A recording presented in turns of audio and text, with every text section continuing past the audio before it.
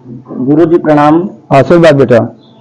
गुरु जी, प्रत्येक मानव को मानव योनि में जन्म लेने के बाद प्रभु धाम की प्राप्ति के लिए क्या कर्म करना चाहिए, दान कैसे करना चाहिए, किस प्रकार से करना चाहिए और दान किसे करना चाहिए? देखो बेटा, मानव योनि में जन्म लेने के बाद प्रत्येक मानव का कार्य है अपने माता पिता की सेवा करे, परिवार का पालन करे, जब भी समय मिले भगवान की भजन करे और जो भी अपने कमाई में प्राप्त होता है उसका दान करे। किसी कवि ने लिखा है कि दान पुण्य जो नहीं कियो और नहीं कियो सत्संग, तेहि प्राणी कुकुर बने फिरे उभारे अंग। वत्स, दान पुण्य न करने वाला मानव कुत्ते की योनि को प्राप्त करता है।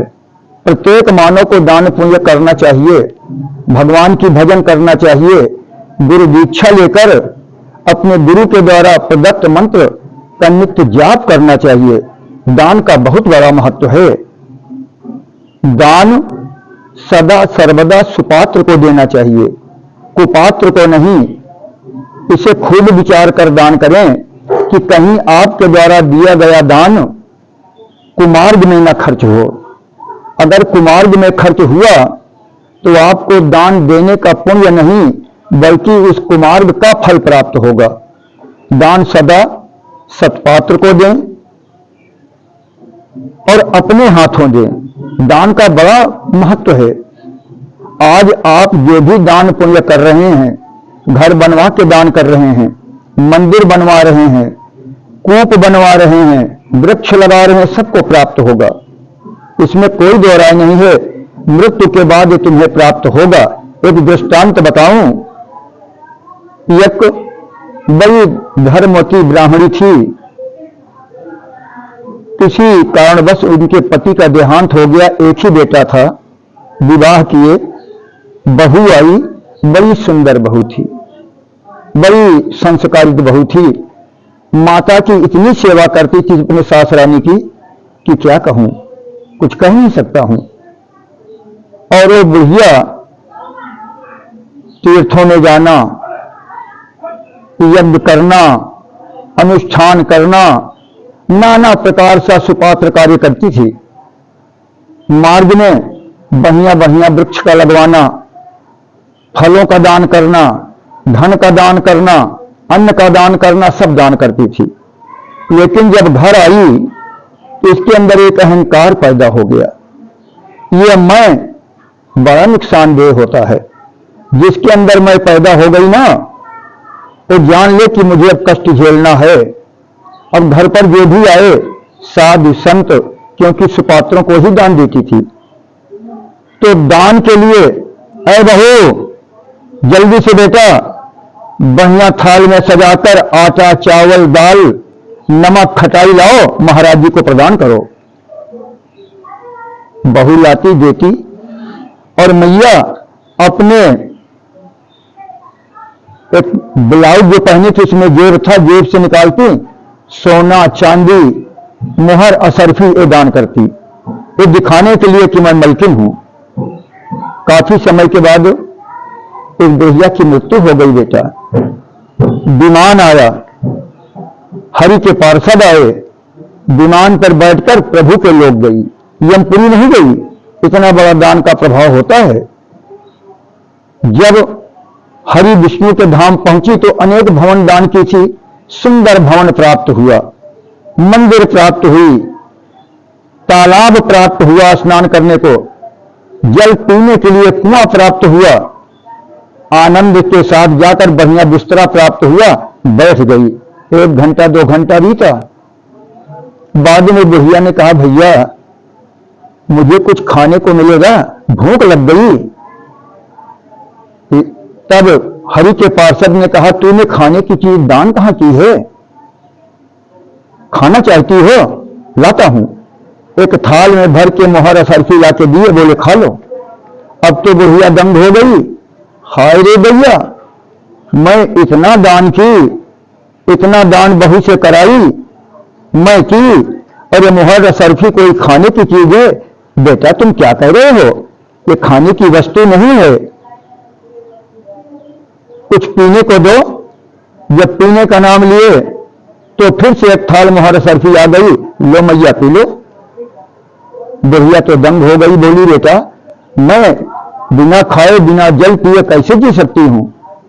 तब दूतों ने बताया हरि के, माता जी आपने तो अपने हाथ न अन्न का दान किया है ना ही जल का दान किया है, ये दान तो तुम्हारी बहू ने किया है, हम क्या कह सकते हैं?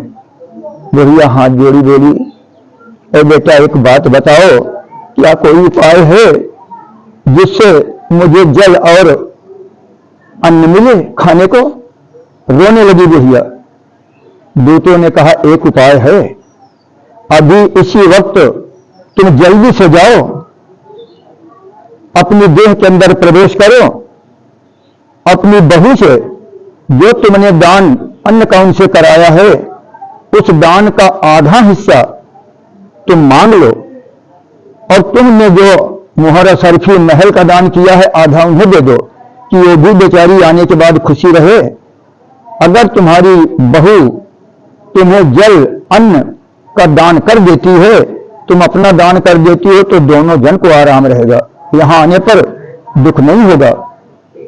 इतना सुनते हुए बुढ़िया का प्राणवायु वहां से चला, मृतलोक आया। यहां क्या देखती है कि चिता पर लाश रखी है,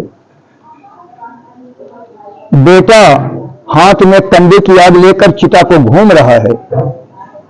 जल्दी से अपने शव में प्रवेश की, उठ के बैठ गई। सब लोग दंग, अरे अरे माता जी तो जी गई, माता जी तो जी गई, माता जी तो जी गई।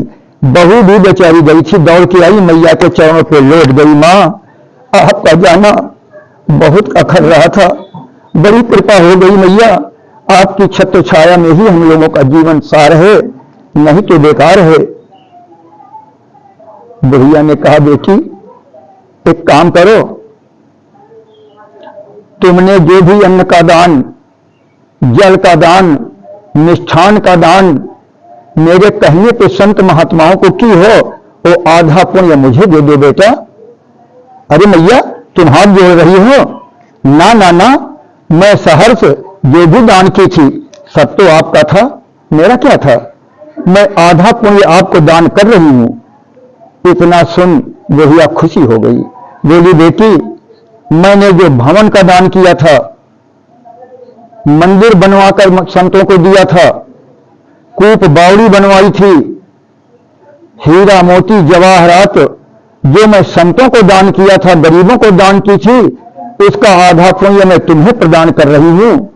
और जीवन भर अब तुम दान अपने हाथों देना बेटा, मेरे जैसे गलती मत करना, मैं ऐसी गलती कभी नहीं करूंगी दोबारा आने पर। कान को पकड़ के, जैसे ही कान को पकड़ी बुढ़िया की शरीर चिता पे लौट गई, बुढ़िया के प्राण पखेरु चले गए। बैकुंठ जाने पर बुढ़िया आनंद ही आनंद करने लगी। अब क्या, खाने पीने की व्यवस्था, नाना प्रकार का सुख। इसलिए ऐ भक्तजनों, जो भी हमारे यूट्यूब चैनल को देख रहे हो, सदा दान सुपात्र को करो, दान अवश्य करो। बिना दान के इस शरीर की शोभा नहीं है, धर्म की शोभा नहीं है, क्योंकि दान से ही आपका लोक परलोक दोनों बनेगा, आनंद ही आनंद रहेगा। अगर आपने दान नहीं किया, पुण्य नहीं किया, यज्ञ नहीं किया, अनुष्ठान नहीं किया, भगवान की भक्ति नहीं किए, तो मानव योनि में जन्म लेना आपका वृथा है। प्रेम से बोलो वृंदावन बिहारी लाल की। प्रणाम।